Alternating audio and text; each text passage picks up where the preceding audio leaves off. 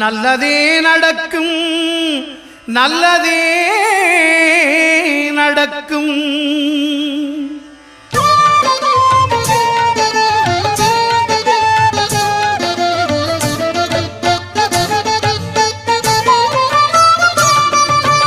ஒன்பது கோளும் ஒன்றாய் காண அங்கு கற்பகம் என்னும் கடவுளின் மெய்யில் ஒன்பது கோளும் ஒன்றாய் காண அங்கு கற்பகம் என்னும் கடவுளின் மெய்யில் சூரியன் முதலாய் 9 கிரகமும் பலவித குணங்களை கொண்டிருக்கும். எங்கள் கற்பக தருவில் அவை வரும்போது ஒன்றாய் சேர்ந்து பலனளிக்கும்.